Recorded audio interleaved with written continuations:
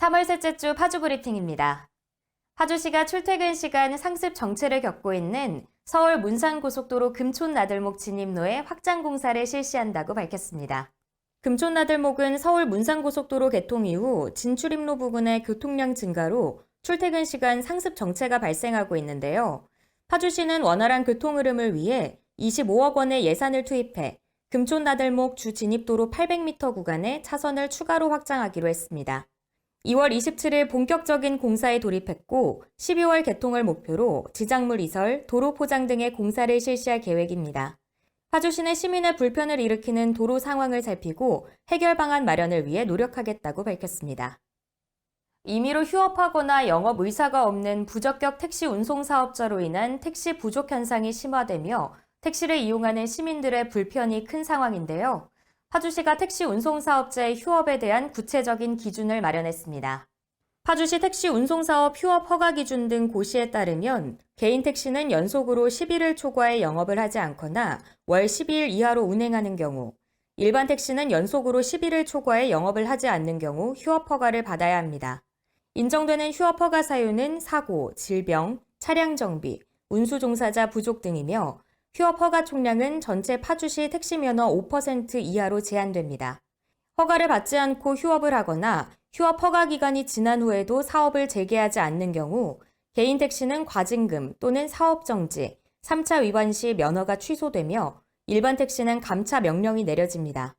또한 가동률이 현저히 저조해 시민의 이용에 불편을 초래하는 택시 운송 사업자에게는 개선 명령을 내리고 미이행 시 관련 법령에 따라 행정처분에 나설 계획입니다. 파주시가 환경오염 예방과 자원 순환을 위한 젤 아이스팩 재활용 순환 사업을 4월 1일부터 실시합니다. 미세 플라스틱의 일종인 고흡수성 폴리머로 만들어진 젤 형태의 아이스팩은 자연 분해가 어려워 환경오염을 유발합니다. 파주시는 환경오염 예방을 위해 2021년부터 아이스팩 순환 사업을 진행했고 지난 2023년 15,300개의 아이스팩을 재사용했습니다. 동절기 일시 중단 기간을 끝내고 4월 1일부터 사업을 재개하는데요. 3월 27일까지 공동주택을 대상으로 아이스팩 순환 사업 신청을 받고 있으며 참여를 원하는 공동주택은 누리집에 신청서를 작성한 후 파주시청 자원순환과로 신청하면 됩니다. 파주시가 제15회 파주시 예쁜 간판 공모전을 개최합니다. 3월 4일부터 6월 28일까지 작품을 접수받고 9월에 수상작을 선정해 시상 및 전시회를 개최할 예정입니다.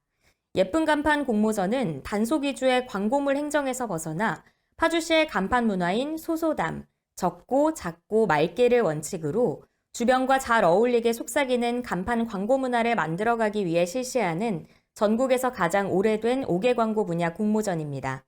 공모 분야는 창작 간판 부문과 설치된 간판 부문으로 창작 간판 부문은 누구나 참가할 수 있고 설치된 간판은 광고주, 5개 광고 사업자, 광고물 디자이너가 참가할 수 있습니다. 수상작은 5개 광고 심의위원회의 심사 후 9점을 선정해 총 상금 500만 원을 시상할 예정입니다.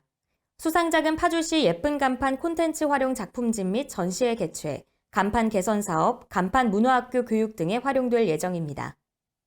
파주 운정보건소가 지역 주민에게 건강 정보를 제공하고 파주시 보건사업 참여를 유도하기 위해 카카오톡 채널을 개설했습니다.